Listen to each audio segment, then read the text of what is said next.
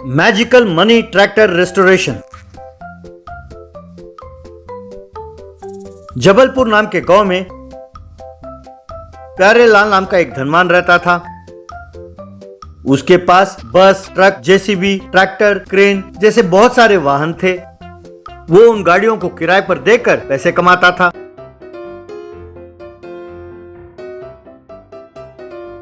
चमन नाम के एक व्यक्ति ने उससे ट्रैक्टर किराए पर लिया था और वो उसे चलाता था।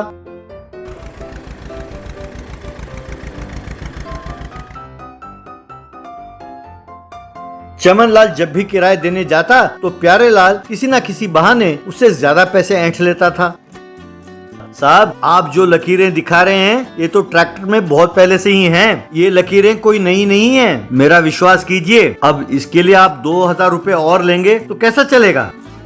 तो तुम्हारा कहने का मतलब ये है कि मैं झूठ बोल रहा हूँ? ये स्क्रैचेस तुम्हारे लगाए हुए हैं, झूठ ना कहो। देखो, अगर हर बार तुम ऐसा ही करते रहोगे तो मेरे पास आकर ट्रैक्टर ले जाने की जरूरत नहीं है। मैं तुम्हें ट्रैक्टर नहीं दूंगा। तब बेचारे चमन को मजबूर होकर पैसे देने पड़े। एक दिन चमन जंगल के रास्ते से आ रहा था कि उसने देखा कि एक साधु वहां पर नीचे गिरा पड़ा है। चमन ने तुरंत उन्हें उठाया और उन्हें बिठाया।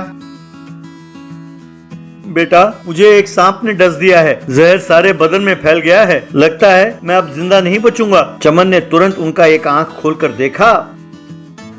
हाँ स्वामी जी, जहर खूब चढ़ गया है। आपकी आंखें भी नीली पड़ गई हैं। अस्पताल जाने तक का वक्त भी नहीं है हमारे पास, लेकिन आपको घबराने की कोई जरूरत नहीं है। मैं सांप का जहर निकालना जानता हूँ। आपकी किस्मत अच्छी है, वो जहर निकालने वाला पेड़ यहीं है। जरा रुकिए, मैं दवाई लगाता हूँ। उसके बाद चमन ने उन पत्तों को तोड़ा और उनका रस निकालकर साधु के आंखों में और उनके मुंह में डाला। बस स्वामी जी के बदन से जहर उतर गया। बेटा, लगता है साक्षात वो ईश्वर सही समय पर तुम्हारे रूप में मेरे पास आकर मुझे बचाया है। खुश रहो बेटा, कहकर उसे आशीर्वाद देकर वहां से चले गए। एक दिन रात को प्यारेलाल एक पेट्रोल कैन के साथ चमन के घर के पास आया। अब इस ट्रैक्टर को मैंने जला दिया तो इसे पैसे भरने ही होंगे और साथ साथ इस ट्रैक्टर के इंश्योरेंस के पैसे भी मुझे मिल जाएंगे। उन पैसों से नया ट्रैक्टर खरीदूंगा और ज्यादा किराया वसूल करूंगा, कहकर उस पर पेट्रोल छिड़क कर उसे आग लगा दी।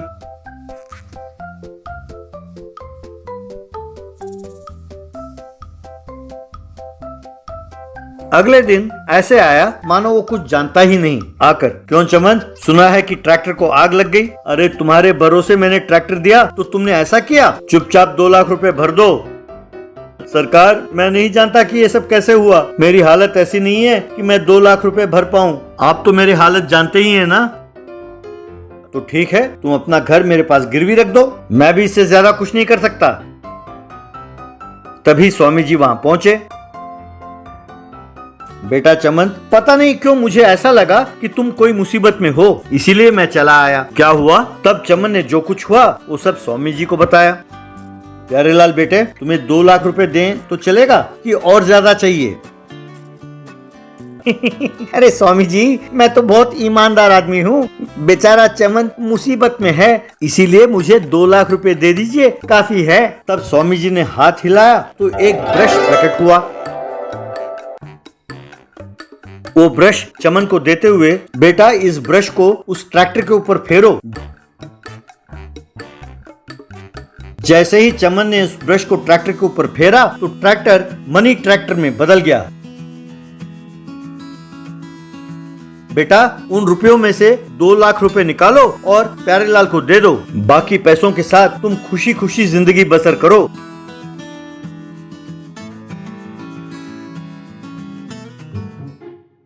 तब चमन ने 2 लाख रुपए निकाले और प्यारेलाल को दे दिया। बेटा प्यारेलाल, तुमने कहा कि तुम बहुत ईमानदार हो। ये सुनकर बहुत खुशी हुई। तुम्हें जब भी किसी चीज की जरूरत हो मुझसे आकर मिलना, यूं कहकर आशीर्वाद दिया और वहां से चला गया। तब प्यारेलाल के मन में लालच पैदा हुआ। अगले दिन प्यारेलाल ने पेट्रोल कैन लेकर अपने सारे गाड़ियों के पास गया। लगता है कि वो साधु पागल है, उसने मुझ पर विश्वास कर लिया। अब अगर मैं अपने सारे गाड़ियों को जला दूं तो वो आकर इन सारे गाड़ियों को मनी व्हीकल्स में बदल देगा, कहकर सारे गाड़ियों को जला डाला।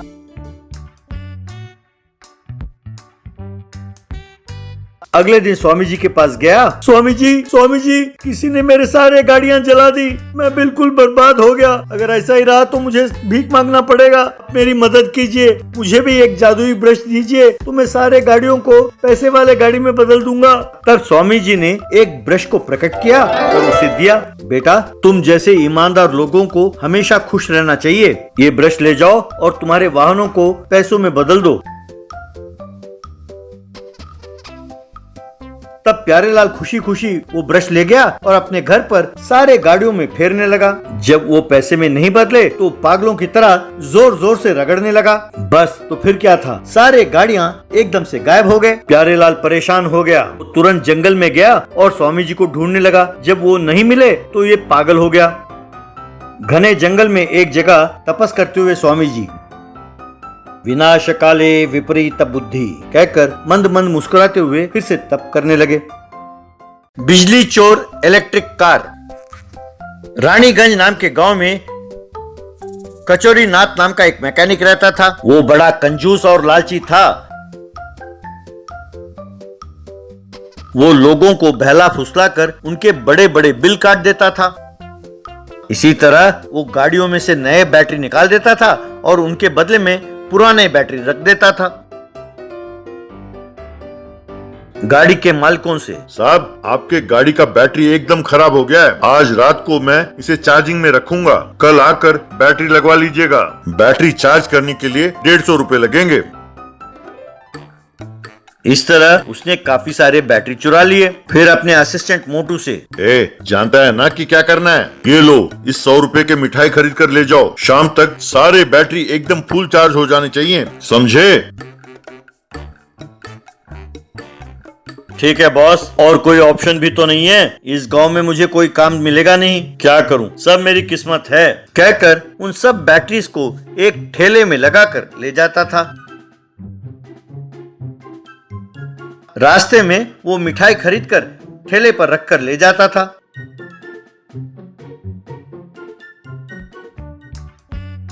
घर के बाहर खेल रहे बच्चों के पास जाता था। आओ भाई आओ, मिठाइयां खाओ।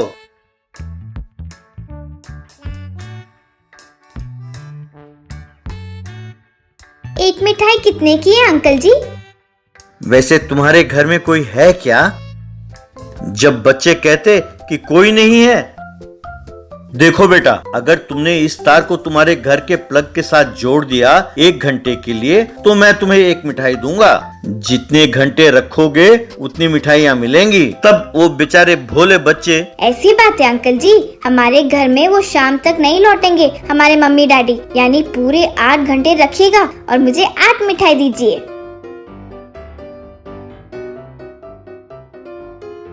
तब मोटू उस बैटरी को तार के साथ जोड़ता था और उस तार को उनके घर में प्लग में लगाकर बिजली चलाता था। बच्चे मिठाई खाते हुए खेलते रहते थे तो मोटू वहीं बैठा बिजली चार्ज होने की प्रतीक्षा करता था। शाम को उन चार्ज हुए बैटरीज को लेकर ठेले को धकेलते हुए वो मैकेनिक के दुकान पर पहुंचता था। क्यों भाई, पूरे बैटरी चार्ज है ना? कहीं ऐसा तो नहीं कि आधे मिठाई तुम ही खा गए? अरे साहब, अब इतना गया गुजरा नहीं हूँ कि जो चोरी मैं करूँ उसमें भी चोरी करूँ। चाहे तो आप सारे बैटरी चेक कर लीजिएगा। इस तरह उस गांव के लोग अपने बिजली का बिल देखकर हैरान होते थे। यूं कचोरी खूब पैसे कमाने लगा। एक दिन कचोरी घर से निकलने से पहले घर का मेन स्विच बंद करके गया। ये देखकर उसकी पत्नी रजनी, ये क्या, आपने मेन स्विच क्यों बंद किया? या मिक्सी का काम आधे में रुक गया? आज से जब तक मैं ना लौटूं यहाँ पर बिजली नहीं होगा घर में। क्या तुम देख रही हो कि हमारे करंट का बिल कितना आ रहा है? अरे सुबह से लेकर शाम तक टीवी देखती रहती हो और बिजली का पंखा चलता रहता है। अरे बिजली को समझ क्या रखा है तुमने? बिजली महालक्ष्मी है जो हमें पाल रही है। तो बिजली के इस्तेमाल में किफायती होने चाहिए हमें। आइंदा मिक्सी चलाना हो तो पड़ोसी के घर जाओ और कहो कि हमारे घर का फ्यूज उड़ गया और वहाँ पीस कर ले आओ। दिन ब दिन तुम्हारी ये कंजूसी बढ़ती ही जा रही है। क्यों, बिजली की चोरी करके गुजारा करने से क्या फायदा? आपका इरादा क्या है? मैं अपने बचपन के ख्वाब को पूरा करना चाहता हूँ। एक बढ़िया सा कार खरीदूंगा। कार और आप बाइक में पेट्रोल खर्च होता है ये सोचकर बेचारे मोटू को रोज बुलाते हो और उसके साइकिल में तुम दुकान जाते हो और कहते हो कि आप कार खरीदकर उसमें पेट्रोल डालकर ले जाओगे। मुझे यकीन नहीं होता। तुमने मुझे बिल्कुल ठीक समझा, इसीलिए मैं इलेक्ट्रिक कार खरीदने वाला हूँ। अब जहाँ तक बिजली का सवाल है, जब तक हमारे गांव में इलेक्ट्रिक पोल्स हैं, तो मेरे जेब में होल नहीं होगा। रजनी के कुछ पल्ले नहीं पड़ा।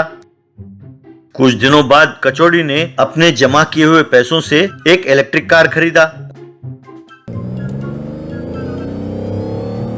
रात को वो बिजली के खंभे में चढ़कर तार जोड़कर अपने कार को चार्ज कराता था। उससे उस गली में बिजली का लोड बढ़ जाता था और घरों में फ्यूज उड़ जाते थे। एक दिन एक घर में टिंकू नाम का लड़का पढ़ाई कर रहा था कि अचानक बिजली चली गई। अरे एग्जाम सर पर है और यहाँ पर बिजली जा रही है, पहले तो ऐसे कभी नहीं हुआ, वैसे हो क्या रहा है? यूं सोचकर टिंकू बाहर आया और उसने देखा कि कचौड़ी बिजली के खंभे पर चढ़कर अपने कार को चार्ज कर रहा था। तब सारी बात टिंकू के समझ में आ गई। अगले दिन टिंकू ने लाइनमैन प्रकाश को सारी बात बताई। अच्छा, तो ये सब उसकी हरकत है। उसने इतने दिन लोगों के घर में बिजली चुरा कर इलेक्ट्रिक कार खरीदा और अब उसकी ये हिम्मत कि वो बिजली के खंभे पर चढ़कर करंट चुरा रहा है। अगर इसे यूं ही छोड़ दिया तो वो कल सब स्टेशन से बिजली चुराएगा। मैं उसकी खबर लेता हूँ, तुम जाओ बेटा। उस दिन रात को कचौड़ी बिजली का खंभा चढ़कर कार को चार्ज कर रहा था। तब प्रकाश ने ट्रांसफार्मर से हाई वोल्टेज बिजली रिलीज किया। बस कचौड़ी को झटका लगा और वो खंबे से धड़ाम करके नीचे गिरा। उसका इलेक्ट्रिक कार एकदम से जलकर राख हो गया। हाय रे, मेरी नई कार एकदम से जलकर राख हो गई। हे भगवान, ये क्या हो गया? कह के चिल्लाने लगा। बाद में रजनी कचौड़ी से, देखा, इसीलिए बड़ों ने कहा है कि चोरी का माल ज्यादा टिकता नहीं है। अब ये गाँव वाले तुम्हारे बारे में अच्छी तरह से जान गए हैं। कम से कम अब तो ईमानदारी की जिंदगी गुजारो, वरना तुम्हारा जेल में चक्की पीसना लाजमी है। उस दिन से कचौड़ी ईमानदारी की जिंदगी गुजारने लगा। मोटू भी बहुत खुश हुआ।